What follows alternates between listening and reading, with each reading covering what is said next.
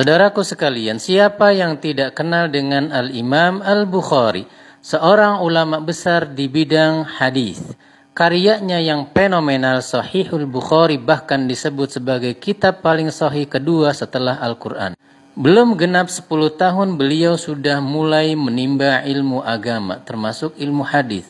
Selain dari para masyayikh di negerinya sendiri, beliau melakukan perjalanan menimba ilmu ke luar negeri, seperti ke negeri Al-Iraq. Di sana ada Baghdad, Kufa, dan Basra. Kemudian juga ada negeri Syam, yang kita tahu semua adalah sebuah negeri yang amat sangat luas, mencakup banyak negara. Kemudian juga beliau berangkat ke Hijaz, ada Mekah dan Madinah, kemudian ke Yaman dan juga bahkan Mesir. Singkat cerita, sampailah perjalanan beliau ke Naisabur, sebuah kota di negeri Khurasan. Kalau sekarang itu mencakup Iran, Afghanistan, kemudian Uzbekistan, Tajikistan, dan juga Turkmenistan. Sejauh ratusan kilometer sebelum Imam Bukhari sampai di Naisabur, beliau sudah disambut 4.000-an penunggang kuda, selain pejalan kaki, selain penunggang al-bagal dan juga keledai. Bahkan turut menyambut beliau dengan begitu bersemangat para ulama dan penguasa.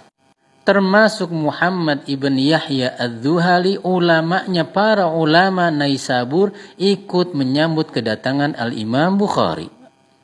Di awal kedatangan Imam Bukhari, Adz-Dzuhali termasuk orang yang paling getol memotivasi para penuntut ilmu untuk menimba ilmu dari Imam Bukhari.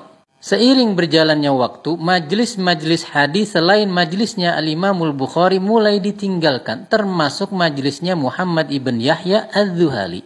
Dari sinilah bermula fitnah dan tuduhan keji terhadap Al-Imam Bukhari.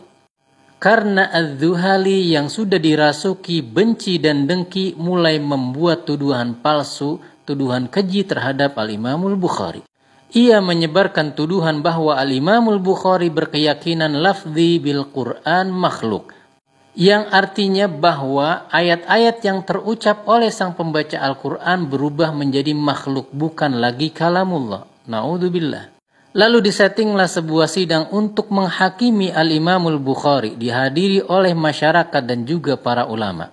Di dalam sidang itu juga sudah disiapkan seorang penanya. Setelah 3 kali bertanya tentang apakah benar engkau Bukhari berpendapat dan berkeyakinan bahwa lafzi bil Quran makhluk, ketiga kalinya baru Al-Imam Bukhari menjawab bahwa Al-Quran itu adalah kalamullah, bukan makhluk.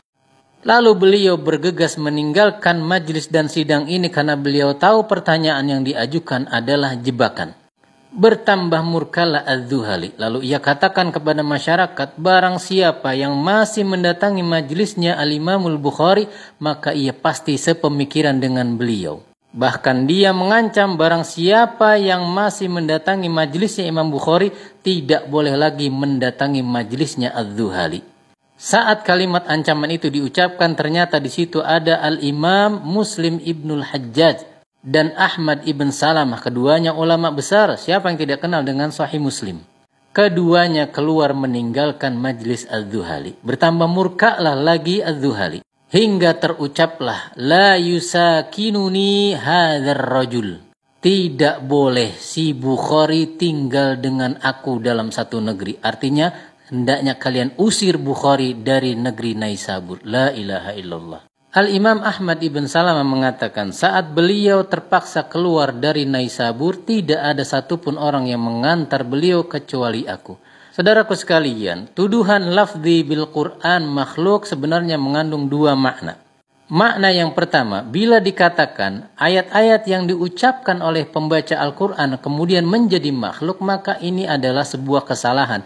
Ini adalah sebuah bid'ah, keyakinan yang salah, seperti yang diyakini oleh orang-orang Jahmiyah yang mengatakan Quran adalah makhluk. Quran itu kalamullah, bukan makhluk. Namun bila yang dimaksud adalah bahwa suara pembaca Al-Quran adalah makhluk, itu tidak salah, memang benar. Karena apa? Suara manusia itu bagian dari makhluk, kan manusianya makhluk.